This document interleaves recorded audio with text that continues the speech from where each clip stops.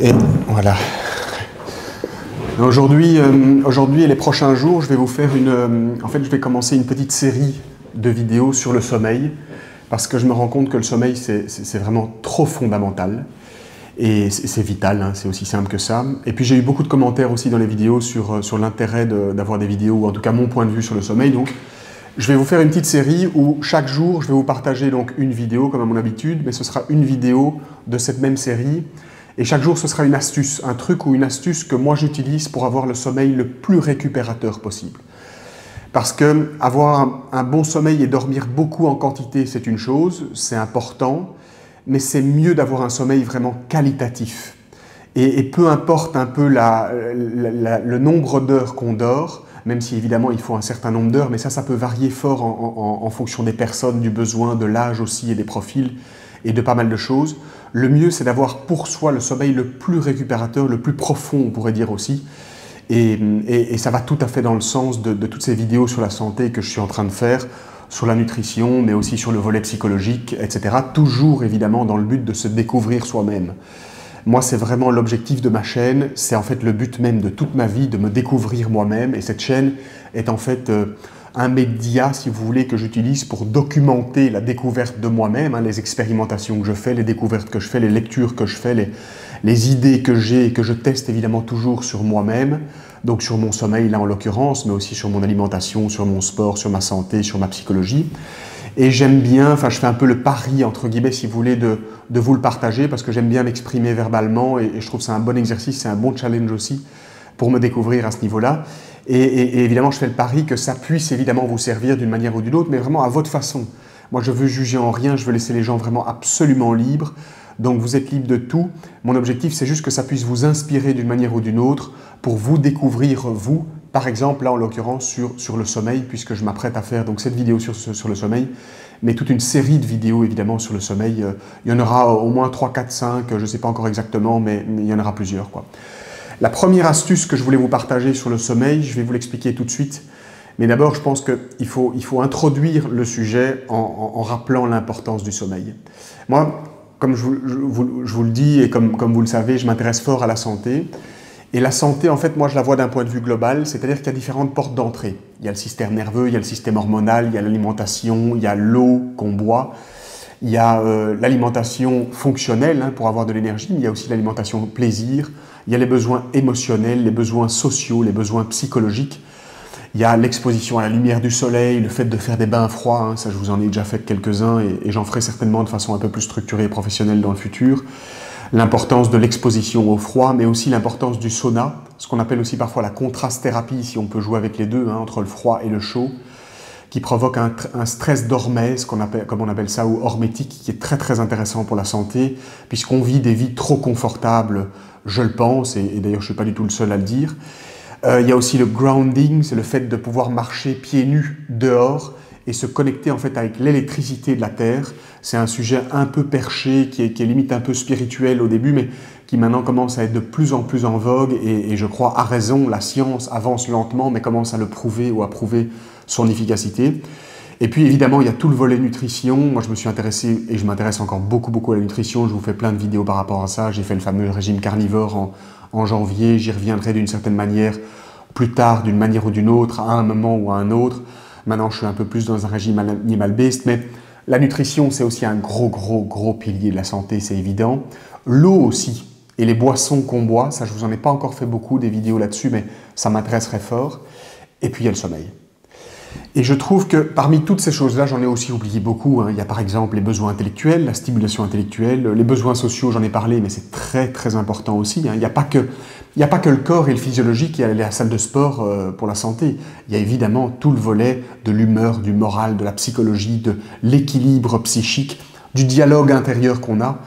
Ça, j'en connais un petit volet aussi, puisque j'ai ma casquette de psychologue, hein, qui est en fait ma première casquette professionnelle, si on peut le dire comme ça, et qui est mon premier boulot de psychologue pour les personnes différentes ou neuroatypiques, et pour les personnes qui sont intéressées de manière ou d'une autre de se découvrir soi-même via le plan de la psychologie.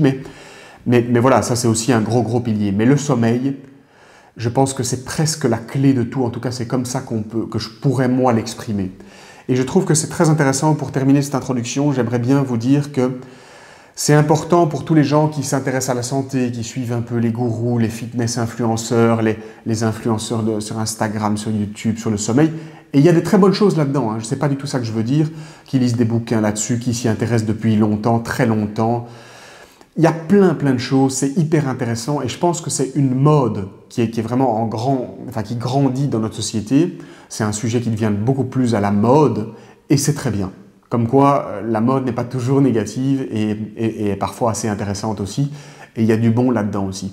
Mais je pense que moi qui vois la santé d'un point de vue global avec toutes ces portes d'entrée que je viens de vous citer, qui sont tous des moyens d'optimiser sa santé, si vous voulez, hein, je pense qu'il faut les hiérarchiser. Et si vous voulez une image, en fait, il faut les placer sur une pyramide. Ça rappelle un peu la pyramide des besoins de Maslow. Et moi, je fonctionne très fort comme ça. C'est important de voir tout ça globalement. C'est-à-dire, idéalement, on maximise toutes les portes d'entrée ou tous les moyens ou les médias pour optimiser sa santé, hein, que ce soit les bains froids, les saunas, la nutrition, les compléments alimentaires, le sommeil, l'exposition à la lumière, tout. Mais il faut savoir quels sont, en anglais on parle de big rocks, c'est-à-dire quels sont les gros rochers, quels sont les piliers, quelles sont les choses à s'intéresser vraiment en premier lieu, si on hiérarchise un peu tous ces besoins d'une façon, par exemple, pyramidale.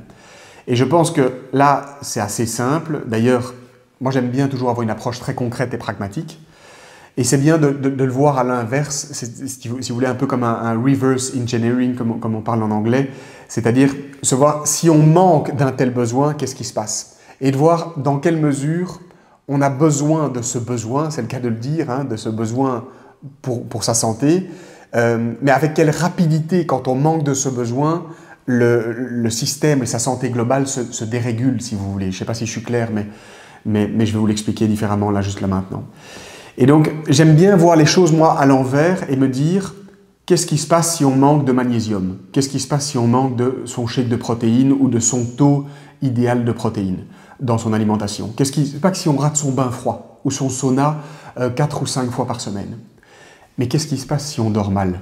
1 fois, 2 fois, 3 fois, 4 fois, 5 fois, 6 fois, 10 nuits d'affilée? Si on a un enfant qui pleure beaucoup, qui est malade, etc. Qu'est-ce qui se passe si pendant 4, 5, 6 mois, on dort mal? Et je pense que ça permet en fait, d'un point de vue tout à fait pragmatique et réaliste et concret, et donc, à mon avis, le plus vrai, semblable possible, hein, donc on s'approche à tâtons toujours, mais le plus de la vérité, j'ai l'impression, de pouvoir évaluer et hiérarchiser ces différents types de besoins. Et clairement, pour le dire et pour en venir au fait, je pense que si on place donc tous ces besoins sur une pyramide, donc les choses à s'intéresser en premier pour sa santé, tout en haut de la pyramide, il y a le sommeil. Il n'y a rien à dire, je pense qu'on ne peut pas ergoter là-dessus. Il y a une phrase comme ça assez célèbre qui me parle beaucoup, c'est « si je dors bien, alors ma vie est bonne ». Et c'est dire vraiment l'impact global que le sommeil a. Si je dors bien, alors dans ce cas, ma vie est bonne. Mais c'est-à-dire que ma vie, dans tous les facteurs, si mon sommeil est régulé, ce seul point-là, fondamental et optimal, tout le reste suivra en fait. Ou en tout cas, plus ou moins. C'est la base, c'est vital. Après, on peut ergoter, et je n'ai pas trop envie de pinailler ou d'ergoter ici dans cette vidéo. Certains pourront éventuellement me dire aussi, évidemment, boire, c'est fondamental, les besoins physiologiques, boire et manger. C'est vrai que si on ne mange pas pendant quelques dizaines de jours, on meurt. J'ai oublié le nombre exact de jours, mais je pense que c'est un peu plus d'une dizaine de jours, je pense 20 jours, mais je ne suis plus exact du chiffre. On finit par mourir, quoi. Si le jeûne se prolonge trop longtemps, on finit par mourir, on n'a plus assez d'énergie pour vivre. Et encore plus avec l'eau, si on ne boit pas d'eau, je pense, pendant 3 jours ou 4 jours, c'est quelque chose comme ça, hein, je pense que c'est beaucoup moins long qu'avec la nourriture. Enfin, ça, j'en suis sûr même. Mais de nouveau, j'ai oublié le nombre exact. Et là, on meurt aussi. Et donc, plus rapidement. Donc, ça veut dire que l'eau est peut-être hiérarchiquement un peu plus important encore que la nutrition ou l'alimentation, même si, évidemment, les deux sont de pair et souvent, on s'intéresse aux deux quand on s'intéresse à ça. Et le sommeil, et quid du sommeil. Mais le sommeil, à mon avis, après il y a tout un degré, on sait dormir moyennement bien, moyennement mal, très mal, ultra mal, et ne pas dormir. Mais je pense que les gens qui ne dorment pas du tout, j'avais déjà regardé quelques études là-dessus, mais de nouveau je ne suis pas expert, donc les experts d'entre vous, les gens qui sont plus calés que moi me reprendront, à juste titre, hein, n'hésitez pas à mettre ça dans les commentaires, vraiment c'est vraiment bienvenu, moi j'apprends de ça, j'apprends beaucoup de vos commentaires, donc c'est vraiment chouette, et puis il y a aussi une sorte d'émulation et de discussion générale. C'est super intéressant de suivre tout ça de l'extérieur. Enfin, de l'intérieur plutôt. Mais je pense que, ouais, à mon avis, je crois que, je l'ai entendu en plus il n'y a pas longtemps, le record du monde, si on peut parler d'un record du monde, ce qui est un peu con, mais je crois que c'est 10 ou 11 ou peut-être 13 jours sans dormir. Je crois que c'est 13 jours, ce qui est quand même énorme. Mais après, il y a plein d'expériences, notamment les Navy Seals, c'est le camp de recrutement pour rentrer dans les Navy, dans l'armée américaine, qui est réputé pour être un des plus durs au monde, si pas le plus dur au monde. Et je crois qu'ils ont la fameuse Hell Week, c'est la semaine de l'enfer, dont justement David Goggins a fait 3 fois en un an. Enfin, c'est un truc exceptionnel qu'il documente d'ailleurs dans ses bouquins. Mais d'ailleurs, je vous ferai des vidéos par rapport à ça dans le futur, parce que ça m'intéresse beaucoup et j'ai étudié un peu ça de l'intérieur via la lorgnette plutôt de David Goggins, quoi, et de suivre un peu son lifestyle. Mais ça, ce sera pour d'autres vidéos, donc je vais essayer de rester un peu structuré sur nos moutons, pour pas partir trop chaotiquement dans tous les sens comme j'ai l'habitude. Mais donc dans cette fameuse Hell Week, là, les Navy Seals ou les futurs Navy Seals, en tout cas ceux qui réussissent ce stage de recrutement pour être recrutés en tant que Navy dans l'armée américaine, ils font, je crois, ils passent du dimanche au mercredi, donc c'est 4 ou 5 jours sans dormir, mais en faisant énormément d'activité physique, en soulevant, ils soulèvent aussi des bateaux gonflables qui s'utilisent dans la mer, etc. L'eau est très froide en Californie aussi. Surtout en hiver, ça dépend un peu quand c'est, mais même l'été, elle est quand même très froide aussi. Et alors, eux, ils vont en maillot ou habillés, donc c'est vraiment frigorifiant. Et ils ne dorment pas pendant 4-5 jours, et ils disent qu'ils mettent des mois sans remettre de cette fameuse Hell Week.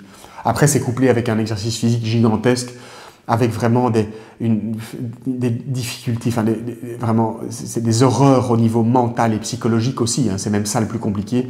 Donc évidemment, ce n'est pas les 13 jours, je crois, du record du monde. Mais tout ça pour dire que je pense que c'est important de hiérarchiser les besoins de la santé et de comprendre qu'on ne peut pas s'intéresser à tout.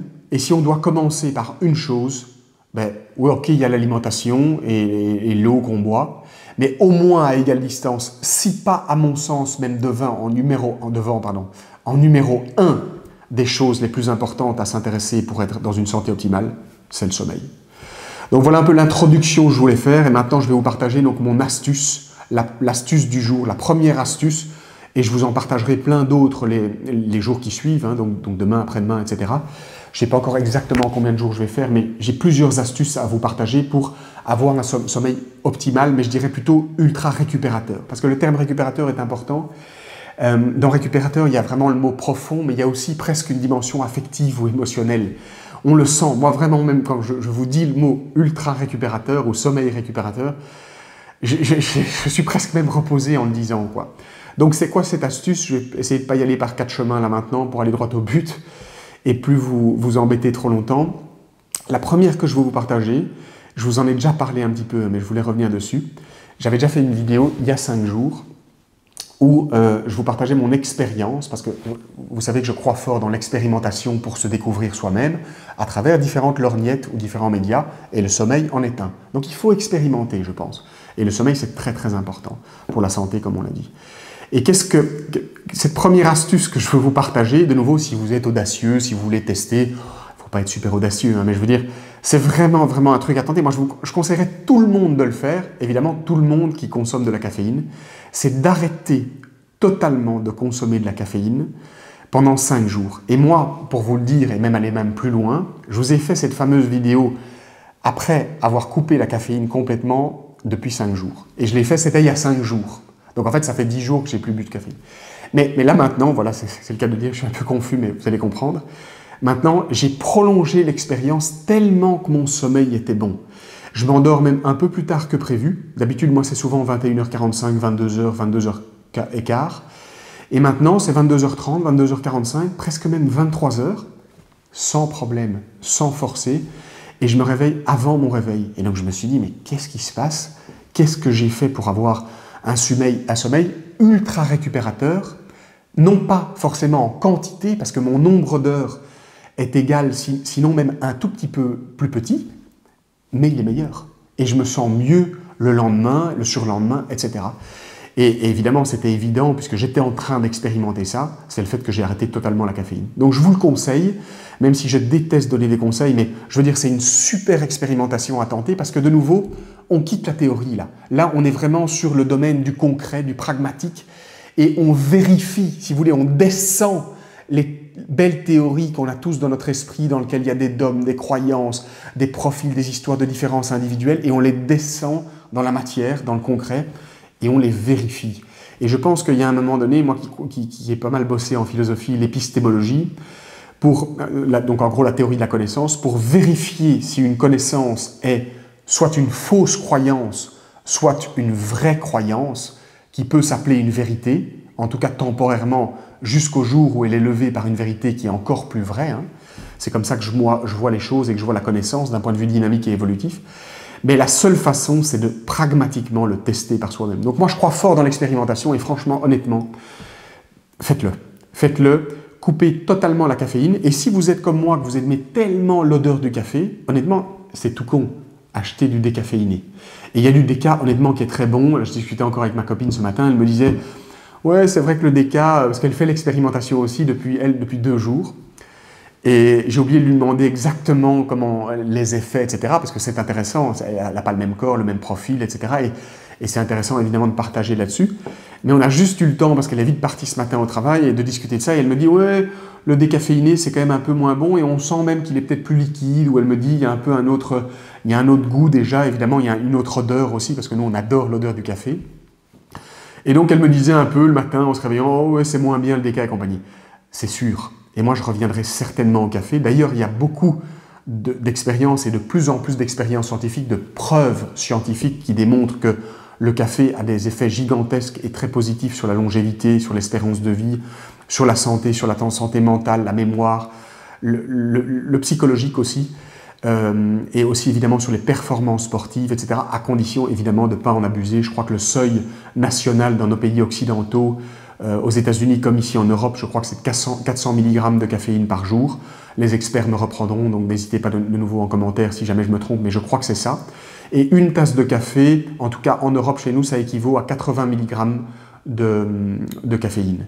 Alors évidemment, il y a des cafés plus corsés, moins corsés, des plus longs, des moins longs. On me faisait la réflexion aussi l'autre jour qu'avec une French press, donc une cafetière à piston, le café est plus infusé, donc il est plus fort et donc il y a plus de caféine. Tout ça, c'est très intéressant, etc. Mais faites l'expérience, je vous jure, de couper totalement la caféine un jour, même un jour. Et moi, en fait, c'était ça dans ma tête l'autre jour, donc il y a 10 jours, quand j'ai voulu faire... en fait, j'avais chopé ce petit rhume hein, que vous avez entendu dans les vidéos précédentes. À la fin de mon régime carnivore, j'avais un peu craqué, j'avais mangé... j'étais assez fatigué, j'avais été courir dehors, j'avais pris froid. Il y avait eu un concours de circonstances au niveau de ma santé qui n'était pas du tout optimal. Et du coup, j'avais chopé un petit peu un coup de froid, quoi, un petit rhume typiquement qui s'est réglé après quelques jours sans problème.